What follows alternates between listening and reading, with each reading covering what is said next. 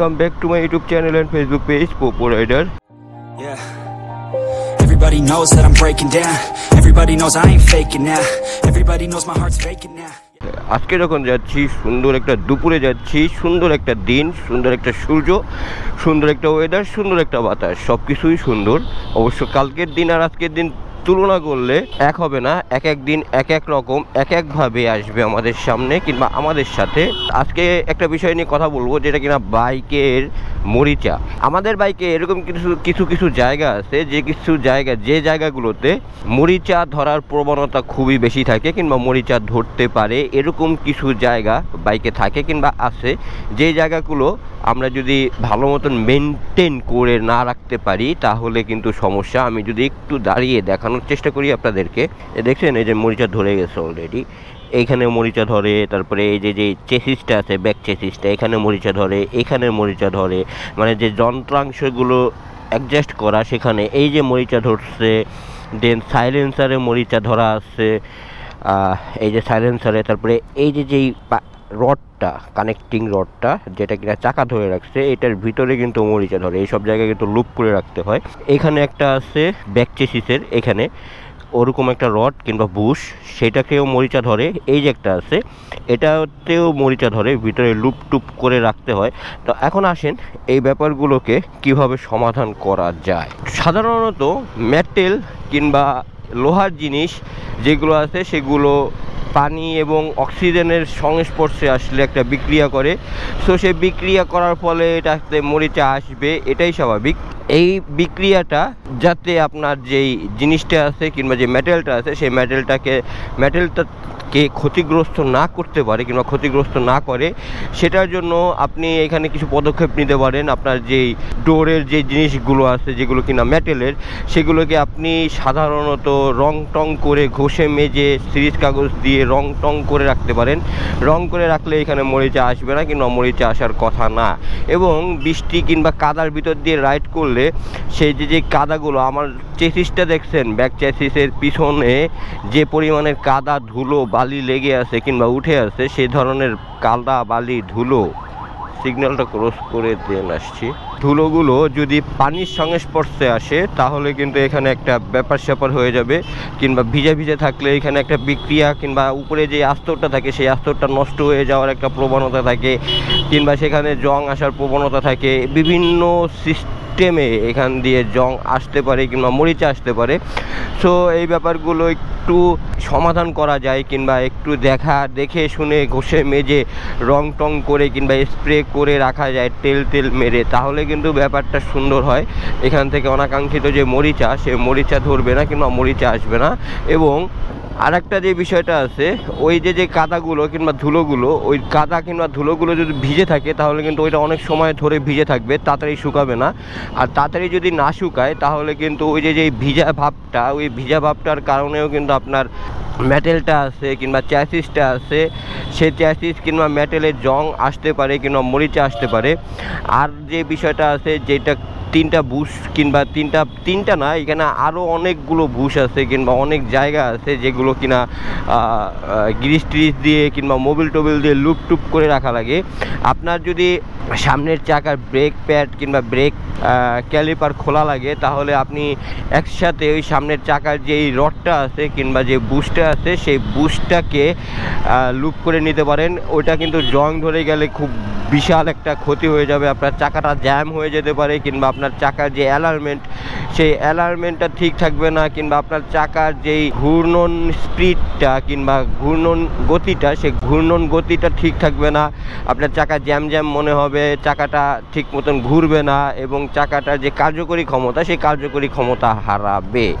সেটা হচ্ছে গিয়ে সামনের চাকা হোক আর পিছনের চাকা হোক, দুই চাকাতেই এই যে ট্রিক্সটা, এই ট্রিক্সটা প্রযোজ্য। দুইটা চাকা এবং যে চ্যাসিস বুস্টটা আছে, ব্যাক চ্যাসিস কানেকশনের যে বুস্টটা আছে, সেই বুস্টটাতেও এই যেই সিস্টেমটা, এই সিস্টেমটা প্রযোজ্য থাকবে কিংবা প্রযোজ্য।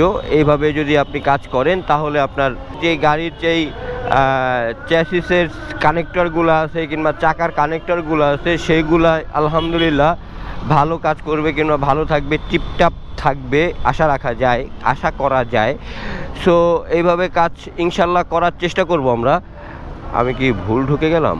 হ্যাঁ হ্যাঁ হ্যাঁ হ্যাঁ, শুভ তুই ভুল ঢুকছিস, ব্যাপার না। যাই হোক, আমার একটু ইটিভিতে কাজ আছে, সো কাজটা শেষ করে দেন হাতিঝিল দিয়ে অফিসে যাওয়ার সময় আবার আপনাদের সাথে আসার চেষ্টা করব। তো এখন যখন যাচ্ছি হাতিঝিল দিয়ে ইটিভির যে কাজটা ছিল কাজটা শেষ করে এখন আফতাবনগরের দিকে যাচ্ছি অফিসের দিকে। আর আপনাদেরকে যে বিষয়টা বোঝানোর চেষ্টা করছি যে মরিচা ধরার যে প্রবণতা, সেই প্রবণতা সম্পর্কে হয়তো বা আপনাদেরকে সম্পূর্ণ ধারণা আমি দিতে পারি নাই। আর এদিকে দেখতেছেন পুরোটা অন্ধকার হয়ে আছে, কীরকম একটা মানে মনে হচ্ছে যে চারিদিকে ধোঁয়া ধোঁয়া এরকম একটা অবস্থা, কুয়াশা অবস্থা, আর প্রচুর মেঘ করছে। তো এই মেঘ মাথায় নিয়ে যাওয়া লাগতেছে, কিছু করার নাই, একটু আর্জেন্ট যাওয়া লাগবে। আর এরকম অবস্থা কেন বলতে পারি না, বৃষ্টি দুই একটা ফোঁটা পড়তেছে মাথায়। যত তাড়াতাড়ি সম্ভব যে হাতিঝিলের যে এক্সিটটা চলে যাওয়ার চেষ্টা করব। আর এই যে মরিচার প্রবণতা কিন্তু ইদানিং ট্যাঙ্কিতেও দেখা যাচ্ছে, প্রচুর পরিমাণে মরিচা ধরতেছে ট্যাঙ্কিতে। এটা সাধারণত তেলের কারণে হয়ে থাকে, বাজে তেল কিংবা পানি মিশ্রিত তেল যদি থাকে তাহলে এই যে ট্যাঙ্কিটাতে জং ধরে যাবে এবং নিচে আস্তে আস্তে খেয়ে যাবে। পরবর্তীতে আপনার ট্যাঙ্কি দিয়ে তেল কিংবা ফুয়েল লিক করার একটা প্রবণতা কিংবা ফুয়েল লিক হতে পারে। এরকম আরও কিছু জায়গা আছে, যেরকম ব্যাক চেসিস, ফ্রন্ট চেসিস, এইসব জায়গাতেও মরিচা ধরার একটা প্রবণতা থাকে কিংবা মরিচা ধরার একটা অবস্থা হয়ে যায় যদি বাইক ওয়াশ করার পরে ভালো করে ধুয়ে মুছে ভালো করে শুকানো না হয় কিংবা হাওয়া মারা না হয়, তাহলে এইসব অবস্থাগুলো হয় কিংবা এইসব অবস্থাগুলো ঘটে। তো বৃষ্টি অলরেডি নামতেছে দুই এক ফোঁটা করে, জানি না কত দূর যাইতে পারবো। তো দেখতেছেন আকাশের অবস্থা প্রচুর পরিমাণে কালো হয়ে আছে। আর আমি হাতিঝিলের যেই 500 রোড কিংবা এক্সিট রোডটা আছে সেটা দিয়ে যাচ্ছি। যদি হঠাৎ করে বৃষ্টি নেমে যায় কিংবা হঠাৎ করে বৃষ্টি চলে আসে, সেই বৃষ্টি থেকে যেন একটু বাঁচতে পারি কিংবা একটু আশ্রয় পাই, সেই কারণেই আর কি এদিক দিয়ে যাচ্ছি। কিন্তু এদিক দিয়ে তো অনেক জটলা দেখা যাচ্ছে গাড়ি ঘোড়ার, মেবি বের হয়ে যেতে পারবো। আর হাতিঝিলের যে এক্সিটটা পর্যন্ত চলে যেতে পারবো, কিন্তু এ তো ঝামেলা হয়ে গেল। উপর দিয়ে যাওয়াটা ঠিক ছিল, মেবি বাঁচতে গিয়ে পুরো ধরা খেয়ে গেলাম। তো সামনে হচ্ছে গিয়ে পুলিশ প্লাজা, আর চলে আসছি অলমোস্ট হাতিঝিলের এক্সিট বরাবর। কিন্তু বৃষ্টিটা খুবই প্যারা দিচ্ছে। বৃষ্টিটা প্যারা দিচ্ছে বলতে বৃষ্টির ভয়ে আর কি একটু তাড়াহুড়া করে যাওয়া লাগতেছে যে কোন সময় বৃষ্টিটা নেমে যায়। আর বৃষ্টিতে আমি ভিজতে রাজি না ভাই, এমনিতেই ঠান্ডা লেগে আছে, খুবই খারাপ অবস্থা, কাশি টাশি হয়ে আছে। সো এই যে বৃষ্টিটায় যদি ভিজি তাহলে অবস্থা আরও বেশি করুণ হয়ে যেতে পারে। সো এই কারণে আর কি বৃষ্টিটা ভিজতে রাজি না কিংবা বৃষ্টিটায় ভিজতেও চাচ্ছি না। আল্লাহ করে যদি আফতাবনগর পর্যন্ত ঢুকে যেতে পারি তাহলেই হয়। এই জায়গাটা দেখছেন ভাই কি সুন্দর লাগতেছে, প্রচুর সুন্দর লাগতেছে, অস্থির একটা জায়গা আর অস্থির মেঘ, অস্থির ওয়েদার। সো এই ওয়েদারে যদি ভিজতে পারতাম তাহলে ব্যাপারটা সুন্দর লাগতো। বাট ভেজার মতন পরিস্থিতি নাই, আসলেই ভোজার মতন পরিস্থিতি নাই। এখন যে অবস্থা, এখন যে ওয়েদারে, এই ওয়েদারে যদি ভিজে যাই কিংবা ভিজি তাহলে শিওর জ্বর আসবে। আর এই জ্বরটা আশা করতেছি না, কারণ এই জ্বরটা যদি আসে তাহলে কাজবাজ একেবারে মাথায় উঠবে। সো চাই না আমার কাজবাজ মাথায় উঠুক। তো আমি অলমোস্ট হাতিঝিলের এক্সিটে চলে আসছি। আর ভিডিও অনেক বড় হয়ে গেছে, ভিডিও থেকে বিদায় নেওয়ারও সময় হয়ে গেছে। হোপ রাখতেছি ভিডিও ভালো লাগছে। যদি ভিডিওতে কোনো কিছু ভালো লেগে থাকে তাহলে অবশ্যই লাইক কমেন্ট শেয়ার করে সাবস্ক্রাইব করে পোপোর সাথে থাকবেন এবং পোপোকে দেখতে থাকবেন এবং জানাবেন কে কোথা থেকে ভিডিও দেখতেছেন। তাহলে আজকের ভিডিও থেকে এখানে বিদায়, টাটা, বাই বাই।